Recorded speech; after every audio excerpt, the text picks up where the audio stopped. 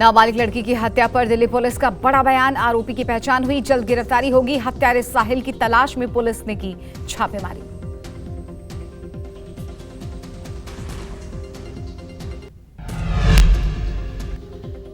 स्वाति मालीवाल ने पुलिस को जारी किया नोटिस। घटना का वीडियो ट्वीट कर कहा, दिल्ली में दरिंदों के हौसले बुलंद, इतने सालों के करियर में इससे ज्यादा भयानक कुछ नहीं देखा।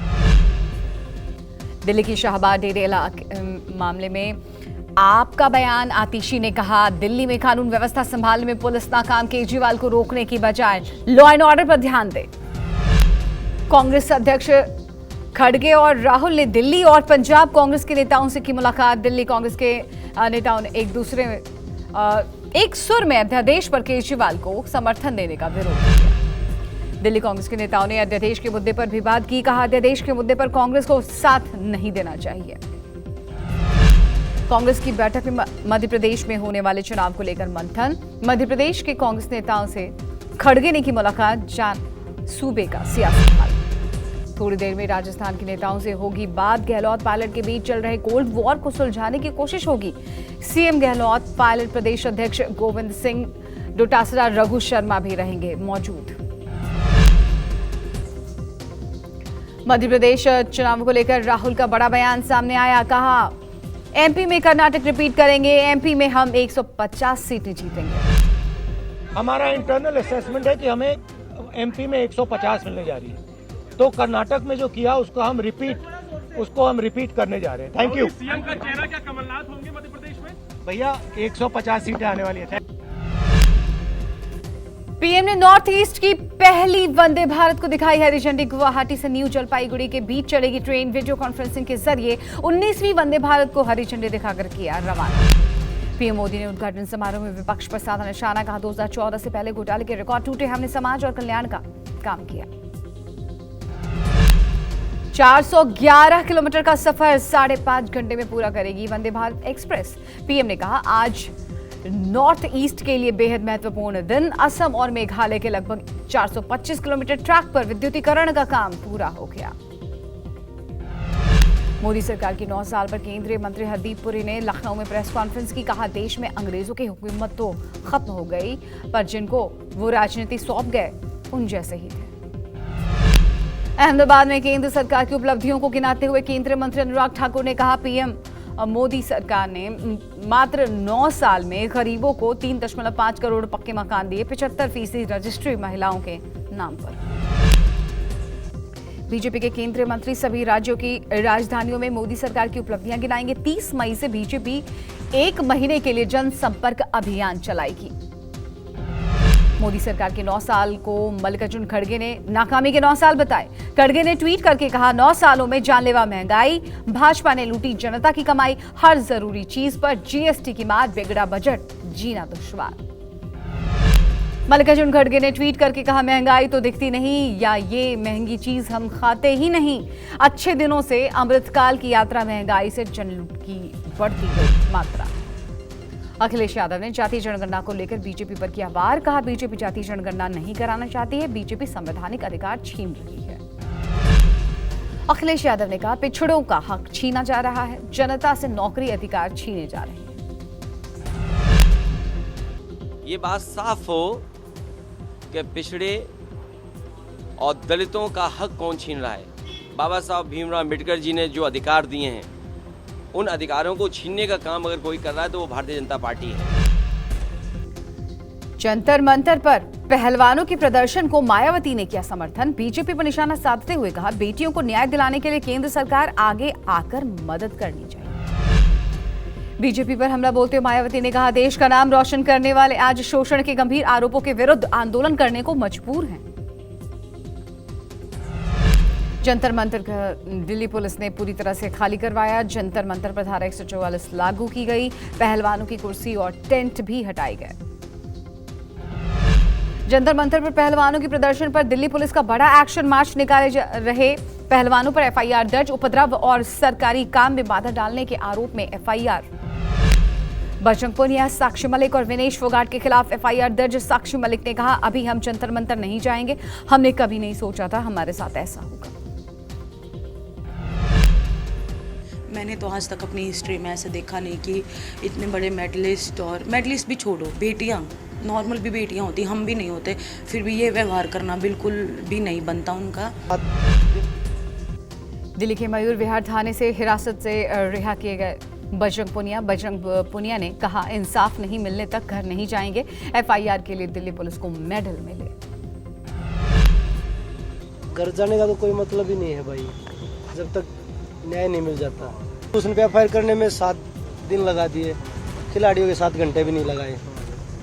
तो ये तो दिल्ली पुलिस को इसके लिए तो मेडल मिलना चाहिए। कल संसद की ओर जाते वक्त पहलवानों की पुलिस से झड़प हुई। नई संसद के पास महापंचायत करने जा रहे पहलवानों को पुलिस ने रोका। इस दौरान पुलिस और पहलवानों में जबरदस्त भिड़ंत हुई। पहलवानों के धरने पर दिल्ली पुलिस का बयान, पहलवानों को जंतर मंतर नहीं आने दिया जाएगा, पहलवानों को धरने की दूसरी जगह दी जाएगी। हमें पहलवानों को मजबूरन गिरफ्तार करना पड़ा। जितनी भी उन्होंने हमारी शर्तें थी उनके ऊपर बिल्कुल उन्होंने काम नहीं किया है, माने नहीं हैं। तो इसलिए अगर वो कहते हैं कहीं और प्रोटेस्ट करने के लिए तो उनको परमिशन दी जा सकती है किसी और जगह के लिए, लेकिन जंतर मंतर पर उनको बैठने की परमिशन नहीं दी जाएगी। यूपी में एमएलसी उपचुनाव को लेकर वोटिंग जारी। सीएम योगी समेत सियासी दिग्गजों ने डाला वोट। 2 विधान परिषद सीटों के लिए हो रहा है उपचुनाव। उपचुनाव में वोट डालने साथ पहुंचे ओम प्रकाश राजभर और डिप्टी सीएम ब्रजेश पाठक। दोनों ही नेताओं ने वोट डालने से पहले दिखाया victory sign. Deputy CM Brajesh Pathak बोले, राजभर जी हमारे में। एमएलसी उपचुनाव ने वोटिंग के बाद बोले सीएम योगी, कहा आज यूपी में highway, expressway, waterway, air connectivity में तेजी से काम हो रहा है। दिल्ली से मेरठ तक रैपिड रेल तैयार हो रहा। सीएम योगी ने कहा, आज कोई भारत की ओर टेढ़ी नजर से नहीं देख सकता। भारत ने अपने पड़ोसी देशों से अच्छा रिश्ता कायम रखा है। आज भारत जैसे को तैसे का जवाब। कर्नाटक में सिद्धरामैया कैबिनेट के मंत्रियों के विभाग का बंटवारा किया गया। शनिवार को 24 मंत्रियों ने ली थी पद और गोपनीयता की शपथ। सीएम सिद्धरामैया के पास वित्त मंत्रालय रहेगा। डिप्टी सीएम डीके शिवकुमार को सिंचाई और बेंगलुरु शहर विकास विभाग सौंपा गया। जी परमेश्वरा के पास गृह मंत्रालय, एचके पाटिल के पास कानून और संसदीय मामले, दिनेश गुंडूराव को स्वास्थ्य और परिवार कल्याण मंत्री बनाया गया। पीएम मोदी के अमेरिका दौरे से पहले आज शाम 10 दिनों के लिए अमेरिका रवाना होंगे राहुल गांधी। आज अमेरिका के सैन फ्रांसिस्को जाएंगे राहुल। वॉशिंगटन डीसी, न्यूयॉर्क से छात्रों से मिलेंगे। 4 जून को न्यूयॉर्क में भारतीय मूल के लोगों को मेडिसन स्क्वायर गार्डन में संबोधित करेंगे राहुल गांधी। राहुल गांधी का स्टैनफोर्ड यूनिवर्सिटी के अलावा और भी कई जगहों पर कई कार्यक्रम। दिल्ली की एक अदालत ने एनओसी मिलने के बाद राहुल गांधी को 3 साल के लिए शॉर्ट टाइम पासपोर्ट दिया है। अमेरिका में यूएस कैपिटल में सांसदों और थिंक टैंक के सदस्यों से मिलेंगे राहुल। 2024 चुनावों से पहले पटना में विपक्षी दलों की बड़ी बैठक। 12 जून को विपक्षी दलों की बड़ी बैठक होगी। बैठक में 18 विपक्षी दलों के नेता शामिल होंगे। बैठक की अध्यक्षता बिहार के मुख्यमंत्री नीतीश कुमार करेंगे। सूत्रों के मुताबिक सीएम ममता बनर्जी इस बैठक में शामिल हो सकती हैं। हाल ही में सीएम नीतीश कुमार दिल्ली में कांग्रेस धड़े से मुलाकात करने के लिए पहुंचे थे। तब केसी वेणुगोपाल ने जल्द ही विपक्षी दलों की बैठक बुलाए जाने की बात कही थी। मणिपुर में माहौल बिगाड़ने वाले सशस्त्र उग्रवादियों पर एक्शन। AK-47 M16 चलाने वाले 40 उग्रवादी ढेर। सीएम बीरेन सिंह ने की पुष्टि। सीएम बीरेन सिंह ने कहा, राज्य को बिखरने नहीं देंगे। सीएम बीरेन ने प्रेस कॉन्फ्रेंस करके कहा, हमने इतने लंबे समय तक कठिनाइयों का अनुभव किया है और हम राज्य को कभी भी बिखरने नहीं देंगे। इम्फाल में कल अंतरिक्ष में हिंदुस्तान को एक और कामयाबी। इसरो ने लॉन्च किया नेविगेशन सैटेलाइट GSLV F12 और NVS-01। इसरो ने श्रीहरिकोटा के सतीश धवन स्पेस सेंटर से नेविगेशन सैटेलाइट को सुबह 10:40 पर लॉन्च किया। ये सैटेलाइट 2016 में लॉन्च की गई IRNSS-1G सैटेलाइट को रिप्लेस करेगी।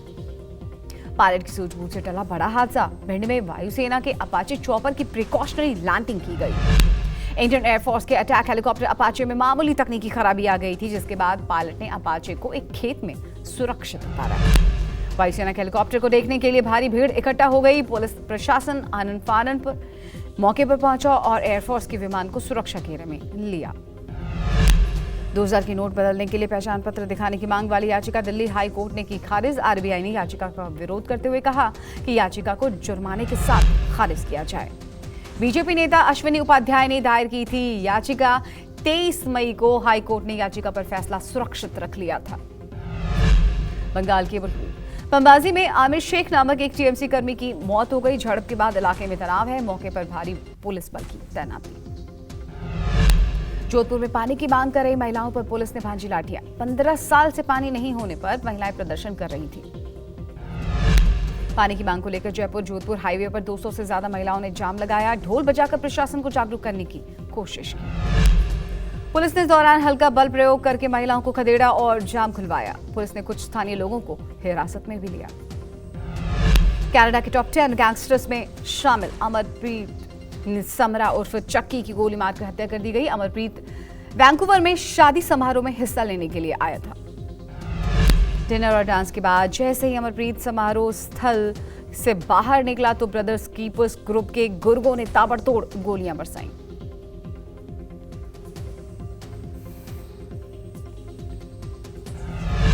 मथुरा में पॉस्को एक्ट के तहत अदालत ने रेप की दोषी को फांसी की सजा सुनाई। दोषी ने 8 अप्रैल को वारदात को अंजाम दिया था। नाबालिग की रेप कर हत्या कर दी। कोर्ट ने दोषी पर 1 लाख का जुर्माना भी लगाया। कोर्ट के आदेश के मुताबिक जुर्माने की राशि की 80% रकम पीड़ित परिवार को दी जाएगी। यूपी के गाजियाबाद में सिरफिरे आशिक ने प्रेमिका की हत्या कर खुदकुशी कर ली। मोदी नगर के एक होटल में हुई वारदात। पुलिस के मुताबिक प्रेमी ने प्रेमिका को मिलने के लिए होटल बुलाया। फिर प्रेमिका में कुछ बात को लेकर कहासुनी हुई और प्रेमी ने प्रेमिका की हत्या कर दी और खुद भी अपनी जान दे दी। प्रयागराज राजूपाल हत्याकांड के मुख्य गवाह रुखसाना के भाई से 50 लाख रुपए की रंगदारी की मांग। रुखसाना के भाई नूर अख्तर ने दर्ज कराया मुकदमा। पुलिस ने जिन 4 लोगों के खिलाफ केस दर्ज किया है वो अतीक अशरफ गैंग के हैं और मुख्य गवाह की शिकायत के बाद आरोपियों का घर जमींदोज किया गया था। सीएम सिद्धरामैया ने हादसे पर जताया दुख। पीड़ितों के लिए 2-2 लाख रुपए मुआवजे का किया ऐलान। गुजरात के खेड़ा में एक प्लास्टिक फैक्ट्री में भीषण आग लग गई। आग की लपटें दूर दूर तक देखी गई। मौके पर कई दमकल की गाड़ियां पहुंची। भीषण आग को काबू पाने के लिए 4 से 5 घंटे लगे। भीषण अग्निकांड में किसी के हताहत होने की खबर नहीं। पुणे के कोट बोर्ड फैक्ट्री में भीषण आग से हड़कंप। 9 से ज्यादा फायर ब्रिगेड की गाड़ियां मौके पर पहुंची। फैक्ट्री जलकर खाक। असम के गुवाहाटी में आज सुबह कांपी धरती। सोनितपुर सहित कई क्षेत्रों में तेज भूकंप के झटके महसूस किए गए। भूकंप की तीव्रता 4.4 रही। जम्मू कश्मीर के गांदरबल में खीर भवानी मेले के दौरान दिखी भक्तों की भारी भीड़। श्रद्धालुओं ने की पूजा अर्चना।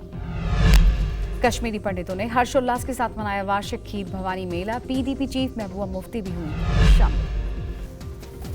तमिलनाडु के कोडाईकनाल में ग्रीष्मकालीन उत्सव के दौरान पर्यटकों की संख्या में इजाफा हुआ। फूल प्रदर्शनी देखने के लिए पर्यटकों की भीड़ उमड़ी। दिल्ली एनसीआर में आज तेज हवाओं के साथ बारिश की संभावना। पिछले 24 घंटों में दिल्ली में 1.8 मिलीमीटर बारिश हुई। भीषण गर्मी से राहत मिली। यूपी में भी आंधी के साथ बारिश होने का अलर्ट।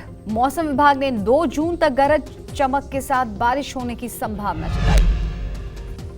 राजस्थान में तेज हवाओं का तांडव। वाली में प्लेटफॉर्म पर पलटे मालगाड़ी के कंटेनर। बिजली आपूर्ति भी प्रभावित। जोधपुर में 60 किलोमीटर की स्पीड से तूफान। बारिश के साथ गिरे ओले। 2 घंटे में 15 मिलीमीटर पानी बरसा।